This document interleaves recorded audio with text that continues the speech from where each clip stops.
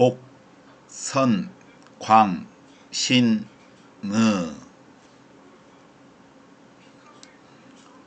오늘은 성경에 부합하는 한자들에 대해서 설명을 하려고 합니다.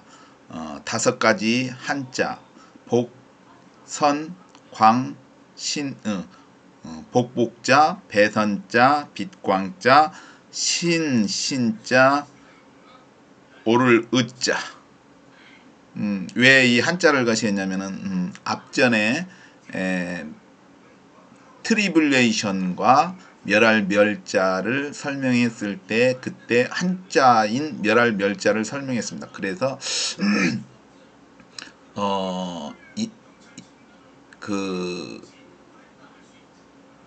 그 한자와 연결돼서 멸할멸자를 설명했기 때문에 그 한자에 대해서 설명을 하려고 합니다. 많은 사람들 중에 아는 부분도 있는데 아무튼 일단은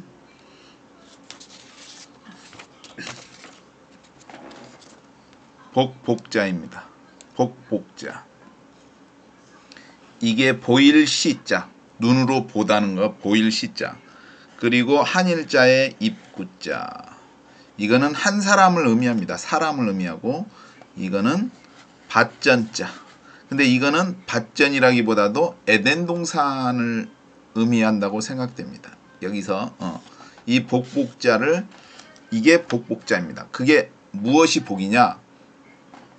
내가 눈으로 보는데 에덴 동산에서 아담과 하와의 그 부분이 복이다. 에덴 동산에서 아담과 하와. 이게 한 몸이니까 한 사람 아담과 하와가 복이다. 이게 성경에도 하나님이 말씀하시기를 사람이 그 부모를 떠나서 아내에게 합하여 그들이 한 몸이 될지니라. 이게 한 몸이잖아요. 한 사람, 한 몸. 그 의미로 해가지고 복복자. 에덴 동산에 아담과 하와가 있는 것을 보고 있다. 그것이 복이다라고 생각합니다. 그것이 복이다. 이 한자에서 보면은 이제 창세기 1장 28절에 보면 하나님이 그들에게 복을 주시며 그들에게 이르시되 생육하고 번성하여 땅에 충만하라. 땅을 정복하라. 바다의 고기와 공중의 새와 땅에 움직이는 모든 생물을 다스리라 하시니라 했습니다. 즉 하나님이 아담과 하와에게 복을 주신 것이죠. 그것이 복이다. 에덴 동산의 복. 근데 이제 복이라는 것은 어떤 의미로는 잘 되는 것, 소원하는 것이 이루어진다라고도 볼 수 있는데 이 복은 하나님이 사람에게 주신 것이라고 생각합니다. 그리고 아브라함에게도 복을 주셨습니다. 복의 근원이라고 했죠. 복의 근원 아브라함은. 그래서 그 복받은 사람을 복을 빌면은 복이 임하고 복받은 사람 저주를 하면 자기에게 저주가 게 너를 축복하는 자에게 내가 복을 내리고 너를 저주하는 자에게 저주를 내린다. 이게 행한 대로 갚아주는 것 같아요. 이게 복받은 사람의 어떤 특권인 것 같습니다. 그것이 복받은 사람.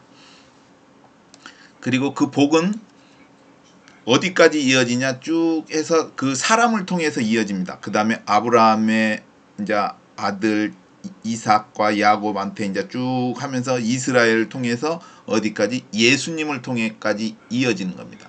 그래서 이 예수님께서 그 십자가에 달려 돌아가셨는데 이 십자가에 달려 돌아가셔서 우리에게 주시는 그 은혜가 복입니다. 그게 무엇이냐? 이 복이 결국은 천국의 복이라고 생각합니다. 이게 하늘나라에 갈 수 있는 그러한 것을 줬다고 생각합니다. 이 복의 결국은 예수님을 통해서 우리에게 온다. 그리고 또 복이라는 것 자체가 하나님을 보는 것.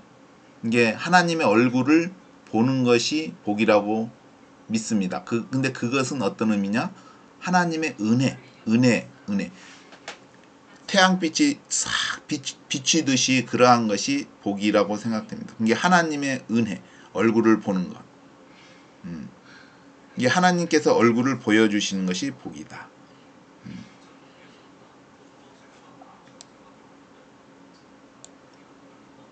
그래서 우리에게 가장 큰 복은 예수님을 믿는 것이다. 왜?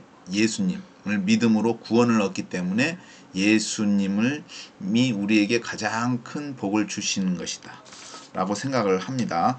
그 다음에 이제 또 배선자가 있습니다. 배선자.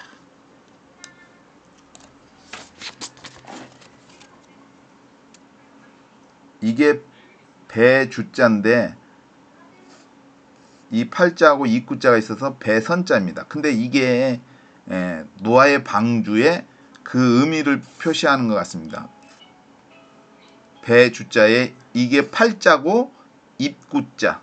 이게 8개의 입이 있다. 8사람이라고 합니다. 그래서 배선자. 이게 노아의 방주를 의미하는 것이 아니냐 합니다. 성경에 보면은 창세기 7장 13절에 곧 그날에 노아와 그의 아들 셈, 함, 야벳과 노아의 처와 세 자부가 다 방주로 들어갔고, 이게 노아가 있습니다. 그 다음에 노아 와이프, 그 다음에 아들 셋, 그 다음에 며느리 셋, 8사람. 그래서 배선자에 팔자가 있는 것이 아닌가 생각됩니다. 그것과 연관이 된 것 같습니다. 근데 이제 여기서 한 가지 설명드리는 것은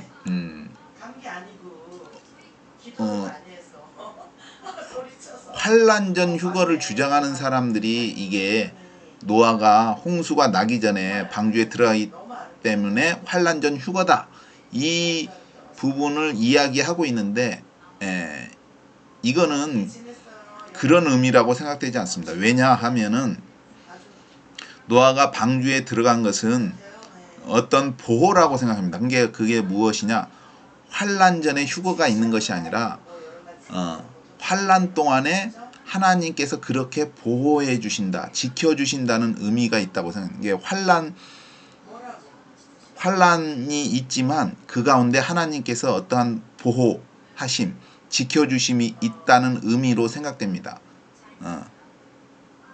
노아의 방주가 환란전 휴거를 주장하는 것이 아니라 환란 가운데에서도 대환란이 오지만 그 가운데서도 하나님께서 지키시고 보호하시는 것이 있다고 생각됩니다. 그리고 밀실이 있는 것이죠. 그런 보호하고 지켜주는 그런 의미라고 생각합니다. 그래서 이 노아의 방주를 갖다가 환란전 휴거라고 그러한 것으로 연결시키면은 잘못된 것이 아닐까 하는 생각을 해봅니다. 세상에 환난이 있지만 그 가운데 환난 가운데서 하나님이 지키시고 보호하는 부분이 있지 않느냐. 어떤 교회에도 이야기하고 있습니다.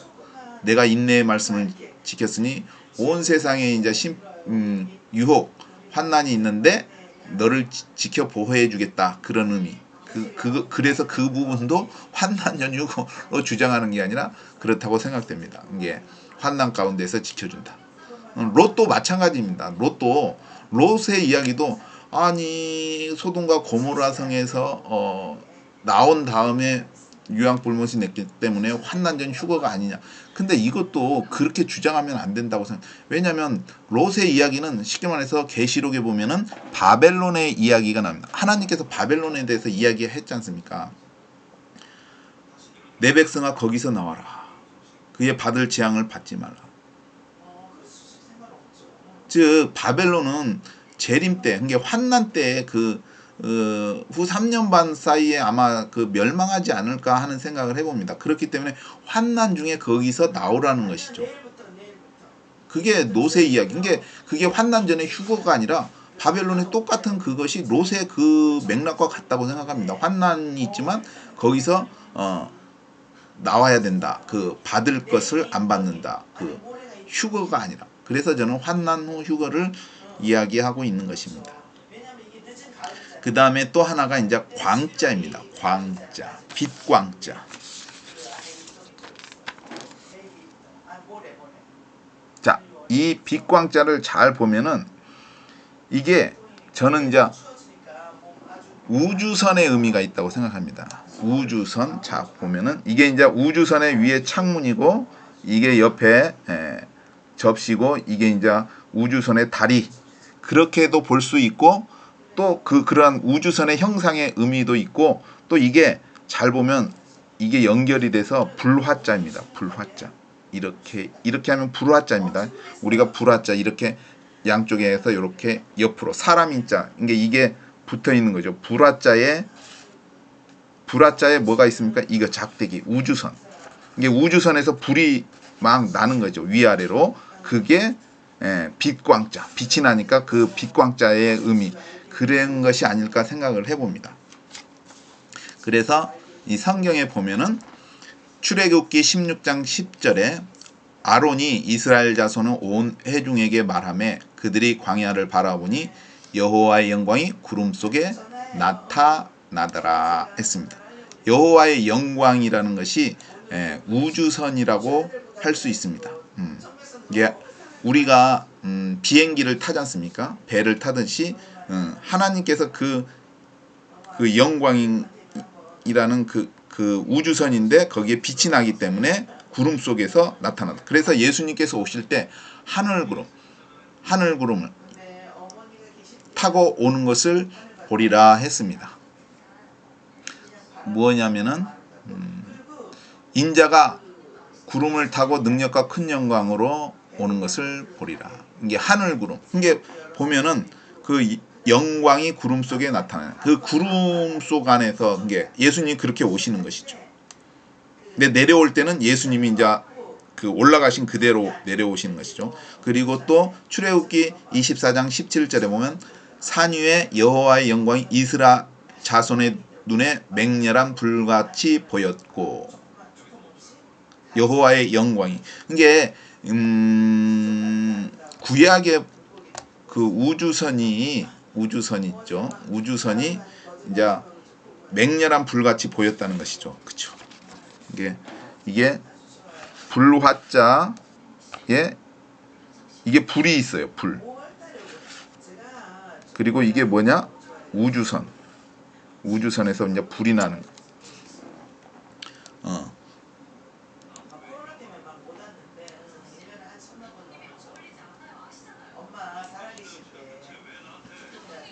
그리고 이제 신명기 5장 22절에 보면 여호와께서 이 모든 말씀을 산이 불 가운데서, 그렇죠. 불 가운데서는 이제 불 가운데서는 뭐냐?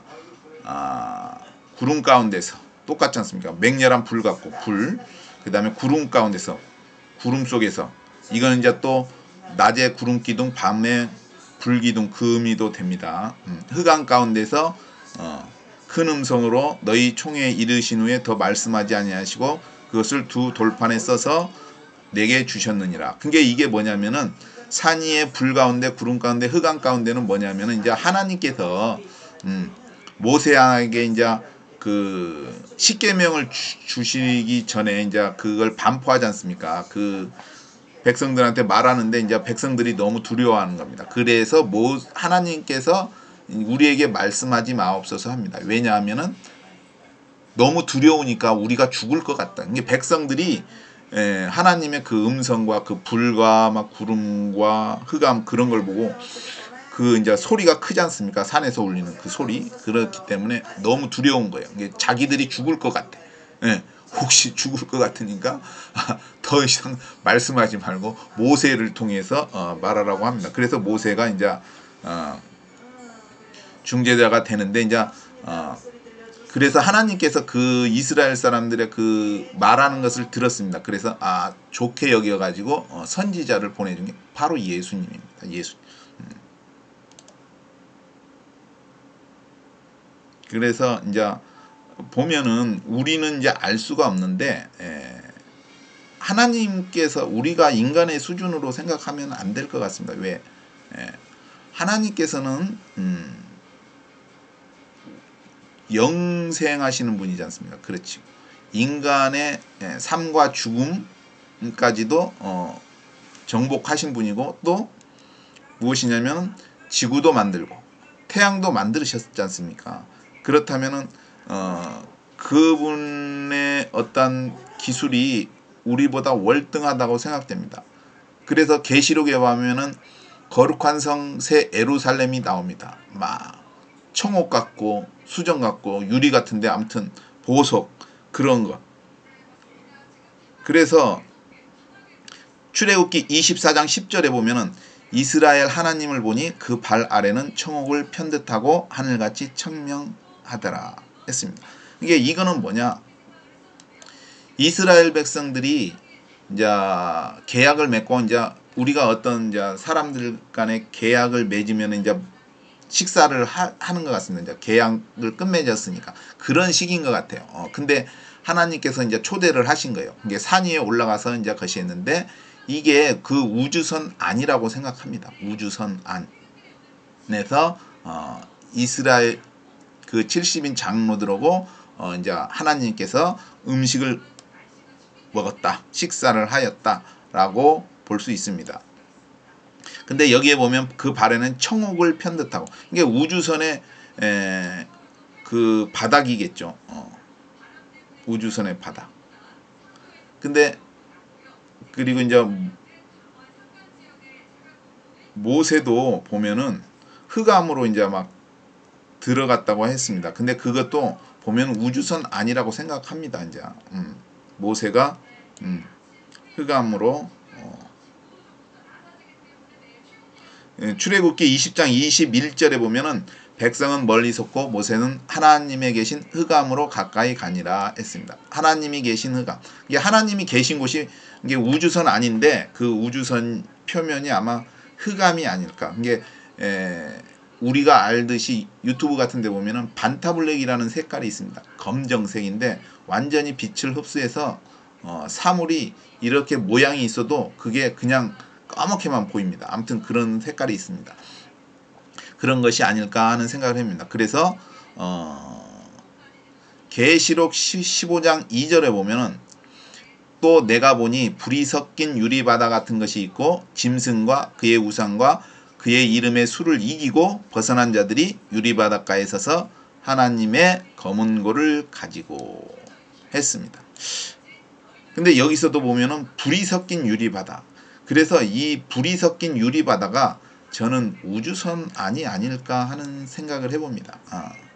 유리바다. 왜냐하면 거룩한 성 예루살렘도 막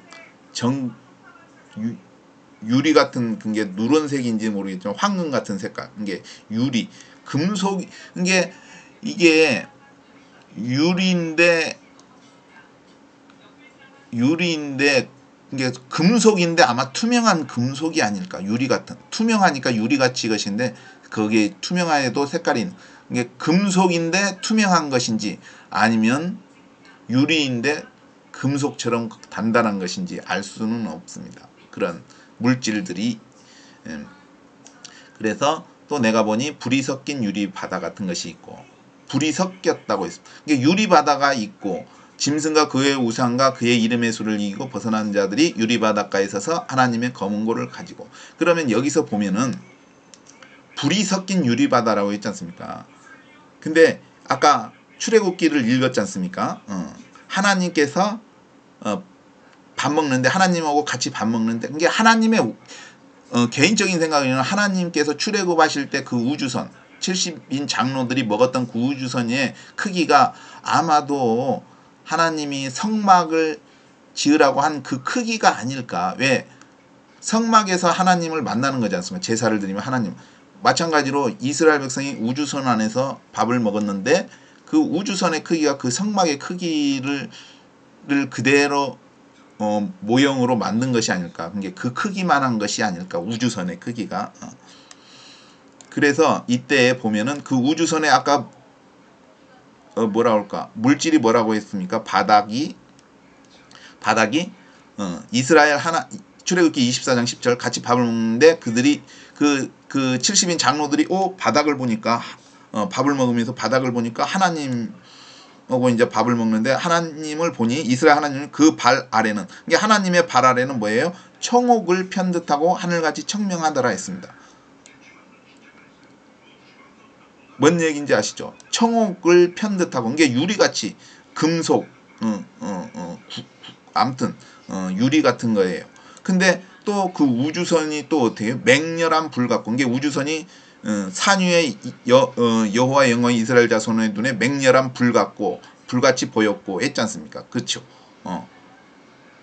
우주선이 불이 이제 거시에서 작동하는데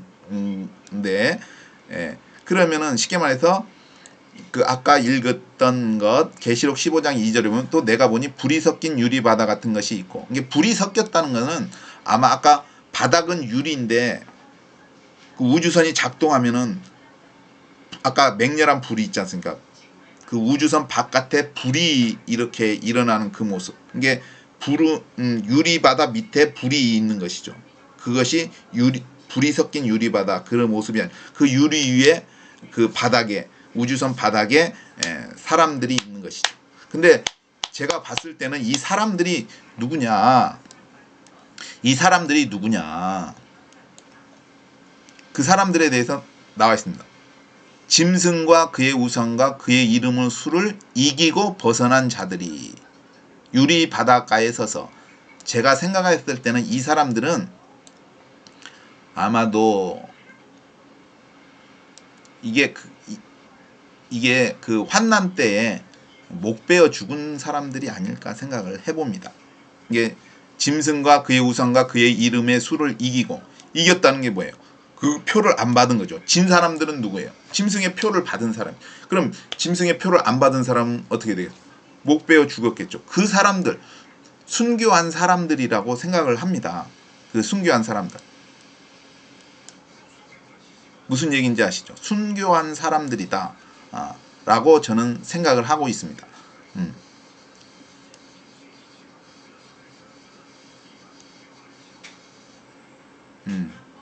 짐승과 그의 우상과 그의 이름의 수를 이기고 벗어난 자들. 이게 저는 순교한 사람들이라고 생각합니다. 이게 이제 아직은 이게 부활된 사람들은 아닌데 이게 죽은 사람들인데 아무튼 그 사람들인데 죽은 사람들인데 우리가 봤을 땐 죽은 사람들인데 거기에 있는 거예요. 우주선 안에. 근데 그게 무엇이냐? 이제 예수님이 곧바로 오지 않습니까? 왜냐면 이 사람들이 다음에 바로 그 보여주는 게 뭐냐? 이제 7 대접 심판이 있지 않습니까? 그 짐승의 나라. 이게 이 사람들은 그 짐승의 표를 갖다가 받지 않고 죽은 사람들이에요. 죽은 사람들인데 이제 이렇게 존재하는 거예요. 존재하는 것이 유리바다에 있는 거예요. 그러면 이게 왜 죽은 사람들이냐? 근데 이 사람들이 이제 뭐냐면 예수님이 이제 아까 이제 7 대접 끝나고 바로 오면은 이 사람들도 이제 부활이 되는 것이겠죠. 부활이 되는 거. 존재하지만 방식이 틀리겠죠. 부활할 때는 신령한 몸을 갖는 것이기 때문입니다. 근데 왜 죽은 사람들로 생각을 하느냐?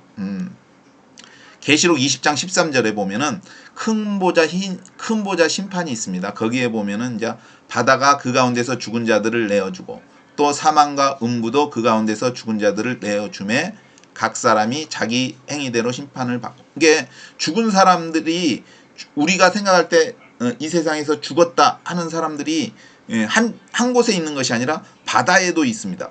왜냐하면 바다에서도 죽은 사람들 내어주죠. 그 다음에 사망에서도 죽은 사람들을 내어줘요. 또 음부에서도 죽은 사람들을 내어줍니다. 무슨 얘기인지 아시죠? 죽은 사람들이 지옥에만 있거나 하는 것이 아니라 사망에도 있고 음부에도 있고 바다에도 있다고 했지 않습니까? 바다에도.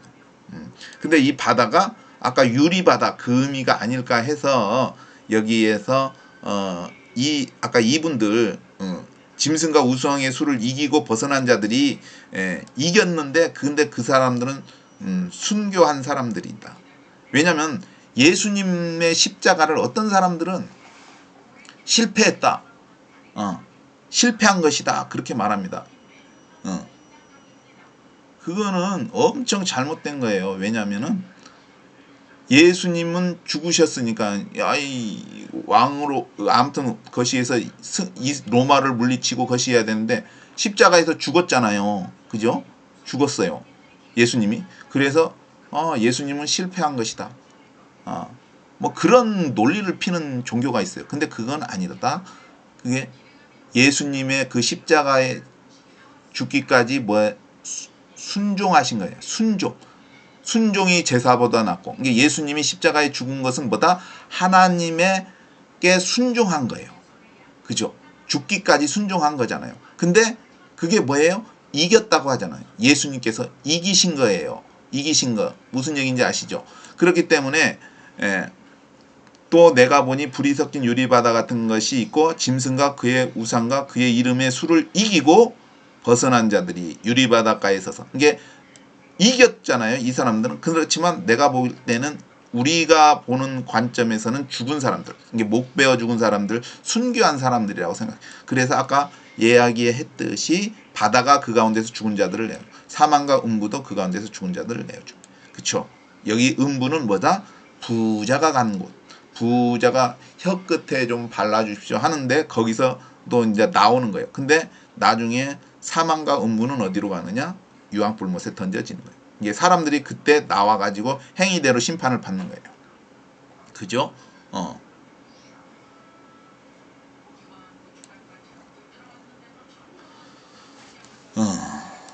그래서 이것도 뭐냐? 이게 아까 불이 섞인 유리바다에 있는 사람들은 나중에 예수님 오시면은 부활하는 사람들입니다. 부활하는 사람들로 볼 수 있습니다. 그 다음에 또 이제 한자에 뭐가 있냐? 한자에 뭐가 있느냐?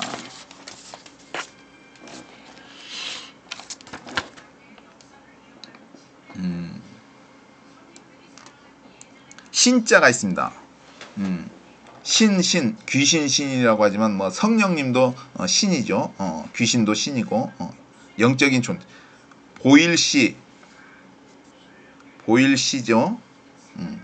본다. 눈으로 본다. 근데 이것을 어떻게 해석하느냐? 받전자에 있느냐? 그거보다도 제가 봤을 때는 이게 십자가예요. 그죠? 십자가의 입구자. 그러면 무엇이냐? 사람이 십자가를 봐요. 십자가를 보는데 이 십자가를 보는데 그것을 이야기하는 거예요. 예수님이 십자가에 달려 돌아가셨습니다. 예수님이 부활하셨습니다. 이게 십자가의 그 예수님, 십자가와 예수님을 이야기하는 거예요. 말하는 거, 입으로 말하는 거. 그게 신이다. 신. 그래서 그 의미로 저는 이제 이 한자를 해석합니다. 이사야서 59장 21절에 보면 아까 입구자잖아요. 십자가의 입구자. 십자가를 이야기한다. 십자가를 보고 그것을 이야기한다. 그게 복음을 이야기하는 거라고 생각합니다. 복음을 전하는 거. 십자가의 도를 전하는 거.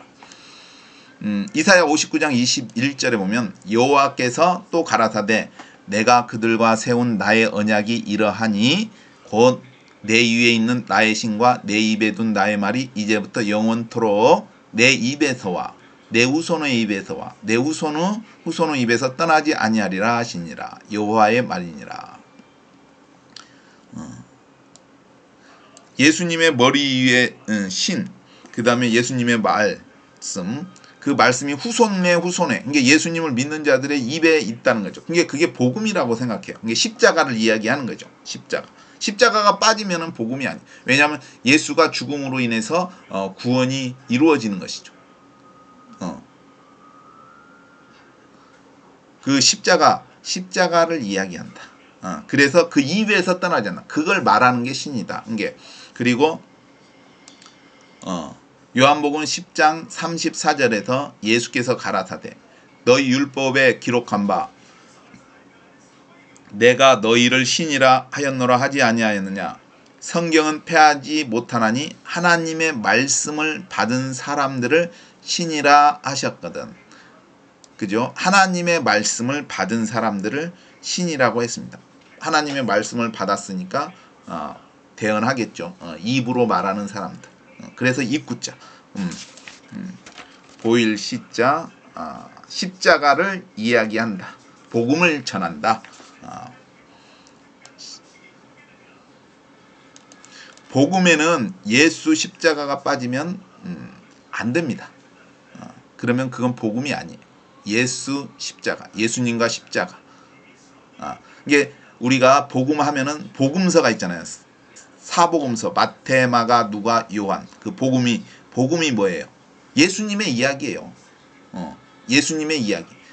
마태, 마가, 누가, 요한 복음이 뭐야? 예수님이 태어나서 죽고 부활하시는 것, 그 이 지구상에 2000년 전에 이 지구상에 있었던 예수님의 이야기가 복음이라는 것이죠. 그 복음에는 뭐가 있어요? 십자가가 있어요. 예수님이 죽으시고 그 다음에 부활이 있다는 것이죠. 그리고 승천. 나중에 약속이 있잖아요. 다시 오신다. 이 약속이라는 게 뭐냐? 계약인 거예요. 우리가 신약, 구약이 뭐냐? 올드 테이스트먼트. 이게 계약을 맞은 하나님과 인간의 계약. 뉴 테이스트먼트. 새롭게 맺은 계약을 말하는 거예요. 이 구약의 어떤 계약의 의미가 무엇이냐? 하나님께서 십계명을 주시고 또 율법을 말씀하시고 나서 이게 피를 뿌려요. 모세가 이제 잡아가지고 피를 뿌려요. 왜 모세가 제사장인 아론이 해야 되는데 왜 모세가 했을까요? 그때는 성막이 없었으니까. 그 이후에 이제 그 다음에 성막이 지어지고 있었으니까 아론이 아니라 모세하고 계약. 그 모세가 이제 그 피를 뿌리는 거예요. 무슨 얘기인지 아시죠? 제가 알기로는 그렇습니다. 아론이 한 게 아니라 그때는 성막도 없었고 그런 성소의 기구들도 생기기 전이기 때문에 모세가 그 피를 뿌려서 이스라엘 백성에게 뿌립니다. 그 피의 의미가 무엇일까요? 짐승을 잡아서 피를 뿌리잖아요. 어린 양의 피, 아무튼 짐승의 피를 뿌리는데 그래서 우리가 이 말씀을 다 지키겠습니다 했습니다. 그 피가 뭐예요? 바로 하나님께서 죄사함의 그러한 약속, 그 계약을 말하는 거예요. 피로 세운 계약. 이게 왜 성막을 지었을까요? 성막 짓고 거기서 막 짐승들을 무수히 잡잖아요. 막 예수님이 초림 때까지 계속 짐승을 잡아요. 그러면서 피를 뿌려요. 이게 뭐예요? 그 피에 죄사함이 있는 거예요. 근데 그 구약의 그러한 죄사함들, 짐승의 피들과 그 죄사함의 근거가 어디? 예수님의 십자가에 있다는 것이죠. 그 사람들이 그 짐승의 피로 것이야 했지만 그것의 의미는 예수님의 십자가의 피의 의미라는 것이죠. 그러니까 그 계약을 맺은 거예요.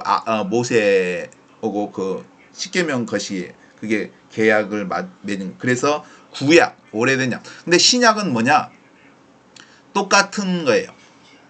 똑같은 건데 추가된 거예요. 그게 뭐냐? 예수님께서 하고 이제 맺은 거예요. 이거는 신약은. 그때는 여호와 하나님께서 십계명을 주면서 맺은 게 구약이지만 신약은 예수님 똑같아요. 그분이 여호와 하나님이십니다. 그분께서 맺은 거예요.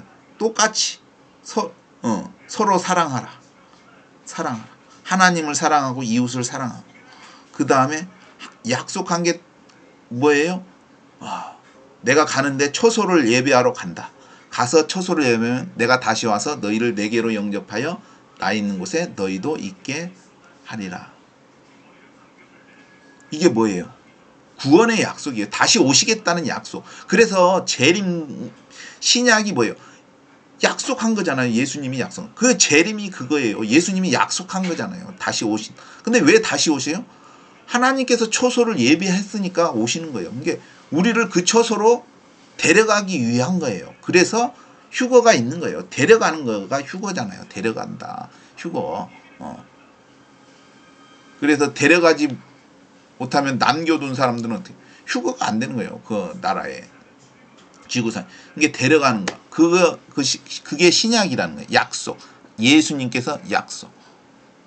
약속한다. 계약을 맺은 것이다. 구두로 계약했지만 예수님께서 다시 오시고 데려가신다. 그러니까 예수님이 오는 거는 좋은 거예요. 왜?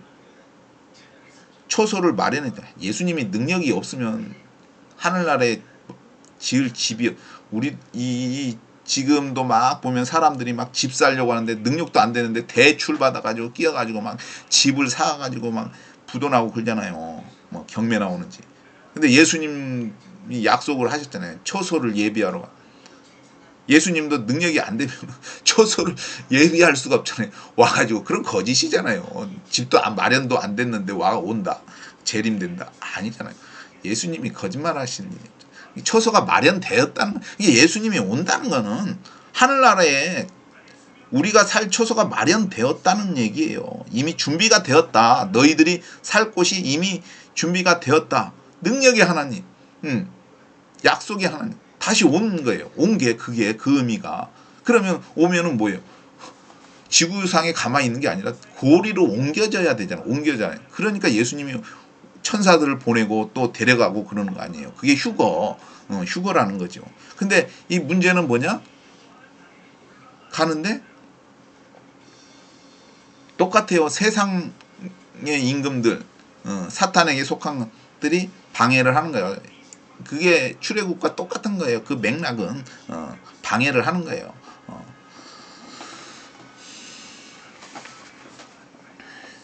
그리고 이제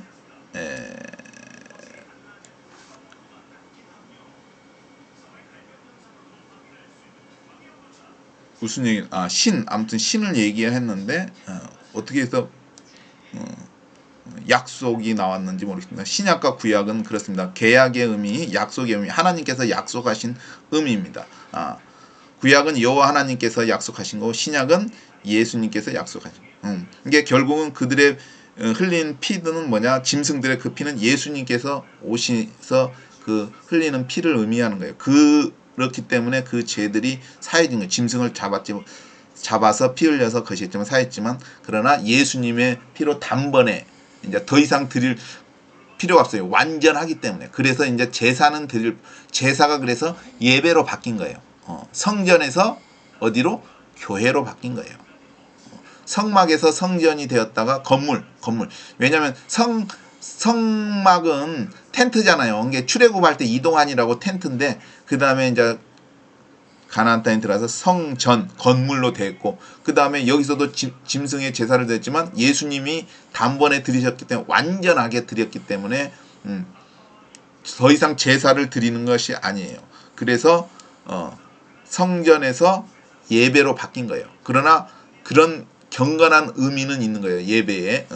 그래서 어떤 의미로 지금의 이스라엘 백성, 예수님이 오기 전에 성전이 지어지고 제사를 아마 드릴 거예요. 근데 그 제사는 내가 보기에는 하나님께서 역겨워하실 것이 아닐까 생각해요. 왜냐? 하나님이 완전히 자기의 몸을 들여서 제사를 드리게 완전한 것을 했는데 지금 그걸 한다? 그거는 예수님을 모르고 안 믿는 것. 예수님의 구원을 부정하는 것이나 마찬가지예요. 예수님이 오기 전이면 모르지만.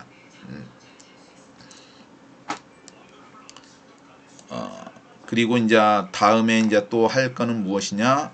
의입니다.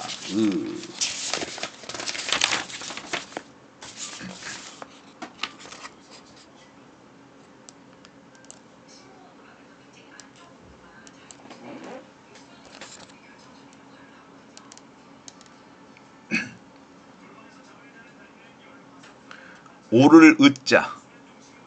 이 위에 것이 무엇입니까? 양자입니다. 양을 영어로 sheep이라고도 하고 램이라고도 합니다. 램은 어린 양을 말하는 거고 sheep은 이제 큰 양인지 모르겠습니다. 아무튼 이게 양입니다. 양. 매해 하는 양. 염소가 아니라 양. 그리고 이건 뭐냐? 나아자.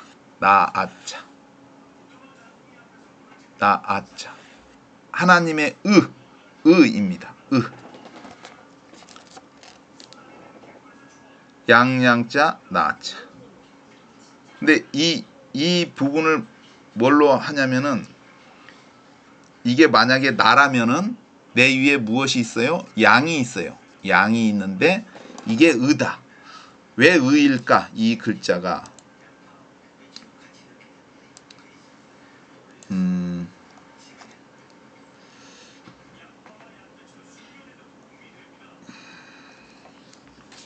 자, 예수님 요한복음 1장 29절에 보면은 이튿날 요한이 예수께서 자기에게 나오심을 보고 가로되 보라 세상 죄를 지고 가는 하나님의 어린 양이로다. 세상 죄에 대한 하나님의 어린 양이라는 거죠. 이게 세상 죄를 해결하시는 하나님의 어린 양인 것이죠. 이게 세상 모든 사람에게 예수님이 필요한 거예요. 왜? 죄의 문제는 예수님 외에는 없어요. 예수님만이 해결해 줄 수 있는 것이죠. 그래서 십자가에서 그래서 갈라디아서 3장 27절에 보면은 누구든지 그리스도와 합하여 세례를 받는 자는 그리스도로 옷 입었느니라. 옷을 입었다고 했습니다. 로마서 13장 14절에는 오직 주 예수 그리스도로 옷 입고 정욕을 위하여 육신의 일을 도모하지 말라. 그리스도로 옷을 입었다. 그리스도로 옷을 입었다고 했잖아요. 근데 어떻게 입느냐? 세례를 받으면. 그리스도 분명하게 여기서는 누구든지 그리스도와 합하여 세례를 받는 자는 그리스도로 옷 입었다 했습니다.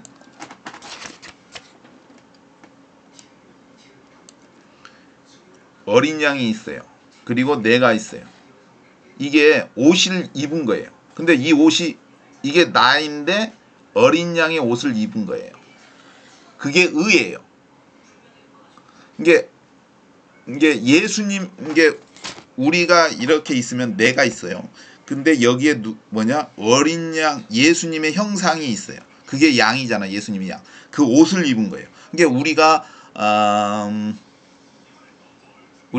그 소방관은 소방서 방화복을 입고 군인은 전투복 그 옷을 군복을 입잖아요. 그렇죠. 경찰은 경찰 옷 입고 아무튼 바닷속에 들어가는 사람 또 수영복인가 그런 거 입고 옷이 틀리잖아요. 마찬가지로 우리가 하늘나라에서 이 옷을 입지 않을까 생각해요. 이게 우리 눈에는 안 보이는데 이런 옷이 입혀져 있는 거예요. 그리스도로 합하여 세례를 받은 자는 그리스도로 옷 입었다. 그래서 예수님께서 그랬잖아요. 세례를 받으라고 하셨고 또 성만찬 만찬을 기념하라. 성찬식 기념하는 거 세례를 믿고 세례를 받은 자는 구원을 얻는다라고 말하고 있습니다.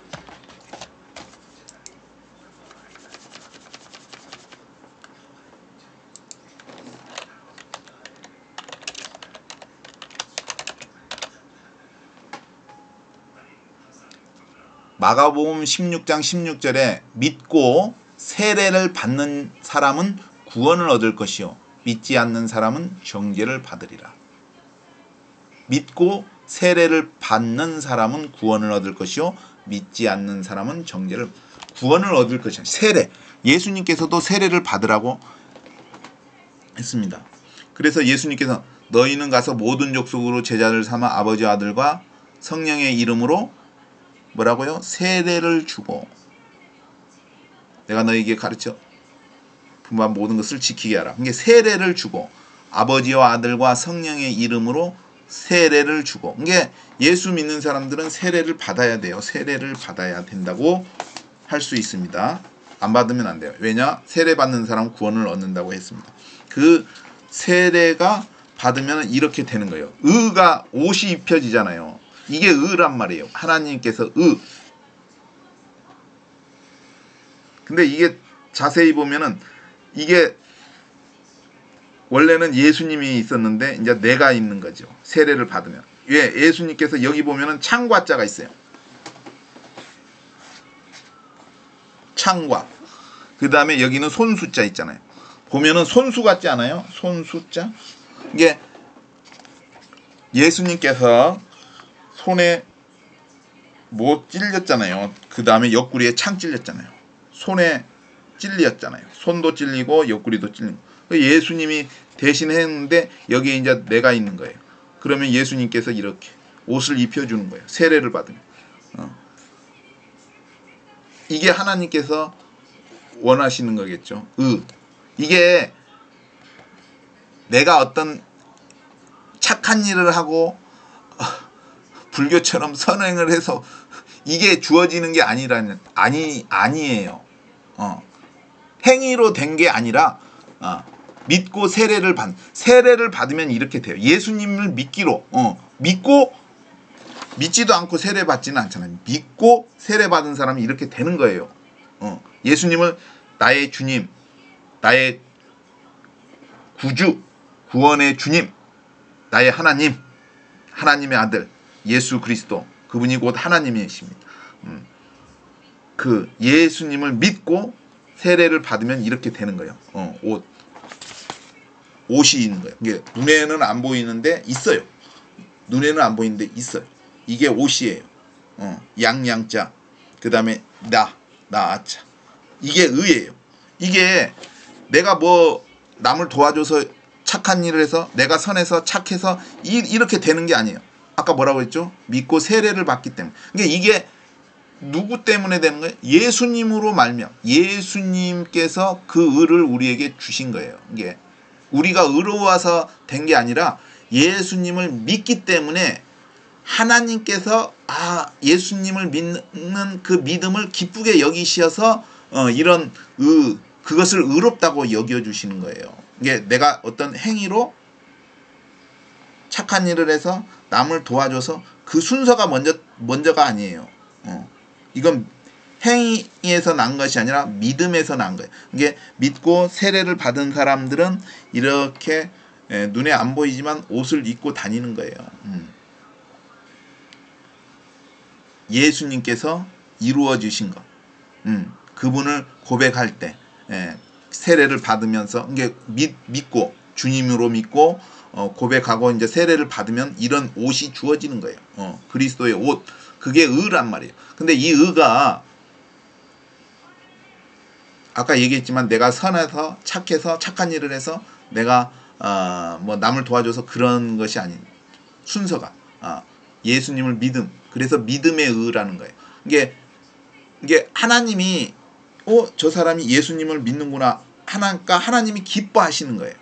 무슨 얘기인지 아시죠? 이 사람이 예수님을 믿는 것을 하나님께서는 기뻐하시는 거예요. 그래서 그 사람에게 이런 의의 옷을 입혀주시는 거예요. 이게 그 사람에게서 난 것이 아니에요. 하나님께서 주시는 거기 때문에 자랑할 것은 없어요. 근데 그 다음에 그러면은 막 우리가 막 악하게 살아도 되냐 그런 의미가 아니에요. 이게 행위는 뭐 선을 행해야 돼. 그게 그 사람들이 선을 행하고 그렇겠죠. 이게 그 선을 행함으로 인해서 이 의가 주어지는 게 아니라는 얘기죠. 무슨 얘기인지 아시죠? 이게 불교에서도 막 선이 나쁘다, 선한 행실을 나쁘다고 하는 게 아니라 구제하고, 불교도 막 구제하고, 어떤 사람도 부자도 도와주고 막 그러지인데, 이 의라는 게 아까 얘기했잖아요. 이 옷은 그렇게 해서 얻어지는 게 아니라는 얘기죠. 무슨 얘기인지 아시죠? 예수님 때문에, 예수님께서 십자가에 달려 돌아가셨기 때문에 우리에게 주시는 거예요. 그분을 믿을 때 이게 하나님께서 주시는 거예요. 선물이라는 거죠. 성령의 선물. 그래서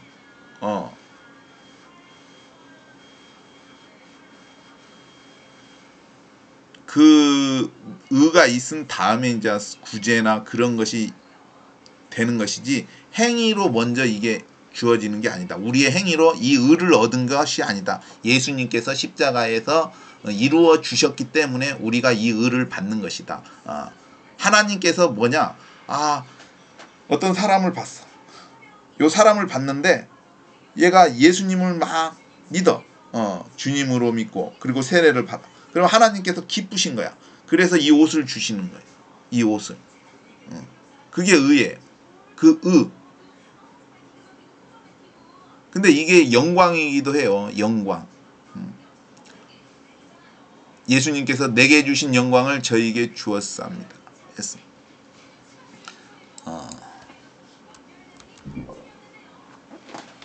아무튼 잠시만요.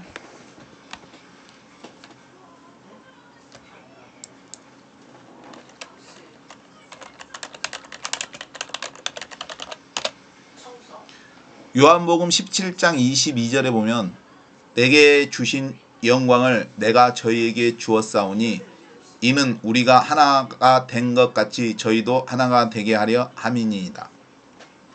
요한복음 17장 22절에 보면 내게 주신 영광을 내가 저희에게 주었사오니 이는 우리가 하나가 된 것 같이 저희도 하나가 되게 하려 함이니이다. 예수님께서 변화산의 그 옷이잖아요. 옷. 그 옷을 주신 거예요. 양을 잡을 때 그 가죽. 이게 그 에덴 동산에서 하나님께서 가죽 옷을 주잖아요. 그 가죽은 짐승을 잡은 거잖아요. 짐승 가죽이잖아요. 그래서 옷을 입혀 주잖아요. 이 옷이 뭐냐? 예수님 거란 말이에요. 그죠? 예수님. 이게 내게 주신 영광. 예수님의 옷을 우리에게 주신 거예요. 예수님을 잡아서 십자가에 잡아서 우리에게 주신 거예요. 이게 내게 주신 영광을 내가 저희에게 주었사오니. 그래서 예수님 외에 구원이 없어요. 당신을 구원할 분, 당신에게 그 의를 줄 수 있는 분은 예수님 때문에 의가 되는 거예요. 그 칭이라고 하잖아요. 칭이. 그래서 엘리야가 올라갈 때 그 옷을 내려줬잖아요. 옷을 내려줬잖아요. 그죠? 엘리사가 그 의미와 같은 거예요. 예수님이 오시면은 어떻게 돼요? 이 옷들이 우리 눈에 안 보이는 그 그리스도의 옷이 딱 눈 깜짝할 사이 이제 빛으로 바뀌는 거예요. 예수님이 오시면 이제 그렇게 바뀌시면은 어떻게 돼요? 올라가는 거죠. 이제. 바뀌고 나서 올라가잖아요. 변화, 눈 깜짝할 사이, 눈 깜짝할 사이, 변화산의 옷처럼 바뀌는 거예요. 이 옷이 바뀌는 거예요. 뭐 옷이 막 없어지는 게 바뀌는 거예요. 바뀌는. 그게 의다. 그래서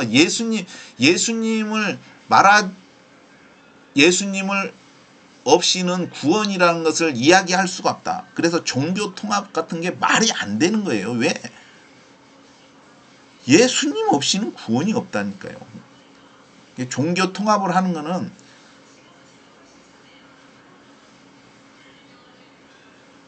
그 종교 통합 중심에 예수님의 중심이 안 되면은 그 종교 통합이라는 그러한 것들은 악이라는 얘기예요. 악하다. 저의 결론입니다. 그게. 그래서 오늘은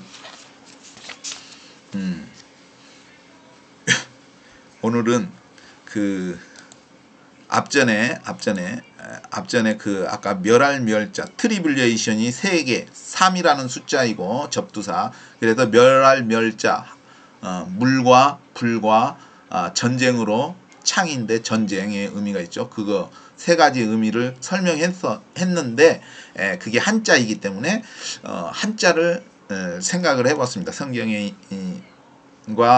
부합하는 한자. 그래서 복복자, 배선자, 빛광자, 신신자, 오를 의자에 대해서 설명을 드렸습니다. 그죠? 이제 의를 이해하신 분은 왜 예수님 외에는 구원이 없는지 아실 겁니다. 이게 예수님 때문에 있는 것이 다른 것은 없어요. 예수님 외에는 다른 구원은 없다. 그래서 베드로사도 천하 만민의 다른 구원의 이름을 주신 일이 없다. 오직 예수님만이 나를 구원하실 수 있고 그분의 믿는 자들을 구원하실 수 있다.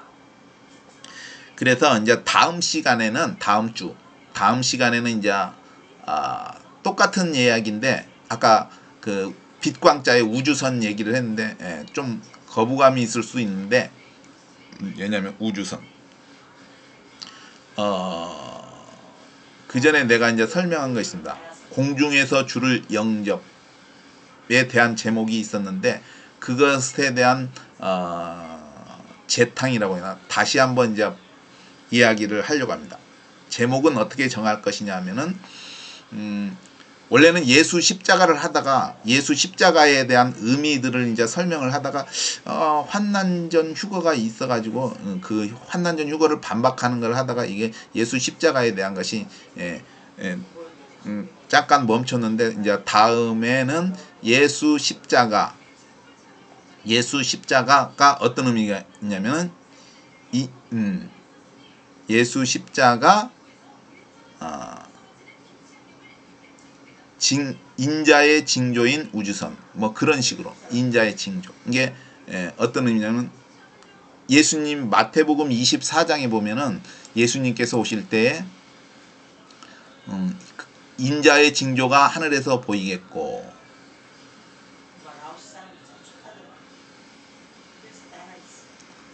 어디에 나왔나? 그 마태복음 24장 30절에 그때 인자의 징조가 하늘에서 보이겠고 그때 땅의 모든 족속들이 통곡하며 그들이 인자와 구름을 타고 능력과 큰 영광으로 오는 것을 보리라. 이때 이 인자의 징조에 대해서 이제 설명을 하려고 합니다. 물론 개인적인 생각인데 틀릴 수가 있습니다. 아무튼 이상 5가지 한자에 대해서 설명을 해드렸습니다. 예수님 외에는 구원이 없다.